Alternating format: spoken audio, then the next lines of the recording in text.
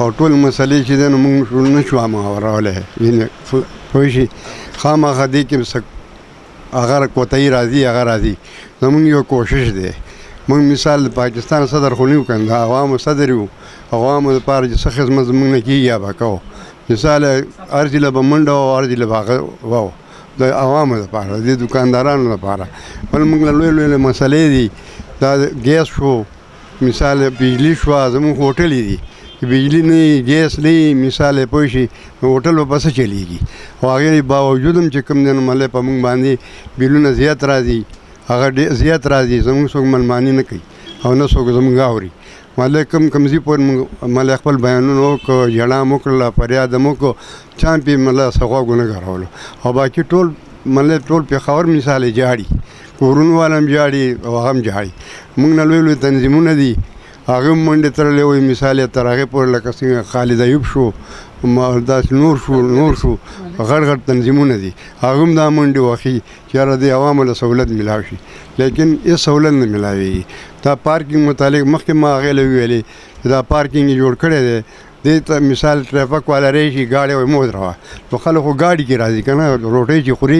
ګاډي کې راځي نو هغه ګاډي کې راځي نو دلته ټرافیک والا راشي دا ولې ولاړ دی دا اوچت کا دا هغه که نه اوس ټولو سره موږ جګړې نه شو کولی که نه پوه او موږ خپل دکاندارانو سره مخکې موږ خدمت کړی دی اوس به هم کوو بیا به هم کوو چې ژوندي وو او څومره وسه پورې خپل کار منډې ته تو شکریه ادا کوو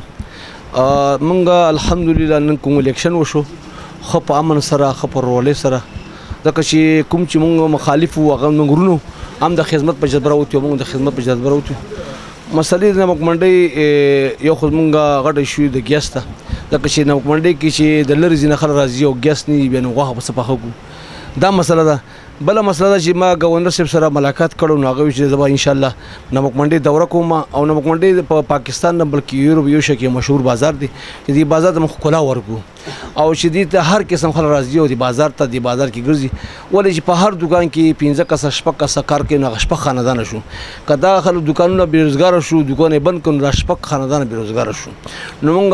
مخکې بالا نه د انتظامیه نه ټول چې موږ سره تعاون وکړي او بل دا چې ټکسونو مسلې دي د بجلۍ مسله ده او د پارکینګ غټه مسله ده چې پارکینګ جوړ شوی دی ډېر اوچت دی څلورم چت پنځم چت شپږم چت داسې کسان پکې دلته راځي چې هغه بیماران دي چې ګاډی ودرېږي بیا راکوزېدی نه شي بیا ګاډي پسې دوباره ختې نه شي دلته لیفټ هغه کړی دی خو لیفټ ډګور نه دی نو موږ میر صاحب ته ټول انتظامیه ته درخواست کړو چې دا کوم لیفټ دی هغه لیفټ ولګوي دغه کومه چې بازار کې چې کومه تکلیف دی موږ تاجران دي موږ روډ بندېدو والا خلک نه موږ روډ کولاوېدو والا خلک یو ولې موږ امن پسند خلک یو نبي اسلام پیشې سره تعلق لرونکي خلک یو موږ امن پسند خلک یو موږ خپل روزګار کوو خپل کار کوو خو د بازار یو خدمت دی او ښه په جذبې سره راوتي چې بازار کې داسې مسایل جوړ شي جګړه جوړ شي الله د اقسام راوړي دا موږ بازار کې خپله ختمو جرګې پیش دا سپین ږیري موږ سره ناست دي د هغو په طریقه باندې ختمو تاڼې ته موږ خبر نه جوړو موږ د بازار کې خدمت کوو د پولیس سره تعاون کوو پولیس الحمدلله موږ سره تعاون کوي ټول انتظامیه خو کوشش موږ دا چې موږ دلته امن خوشحالي راحت د ملک راشي د ملک آباد شي ځکه ځای په ځای غمونه دي دردونه دي پریشانیانې دي ګراني ده موږ دا هر څه ختم شي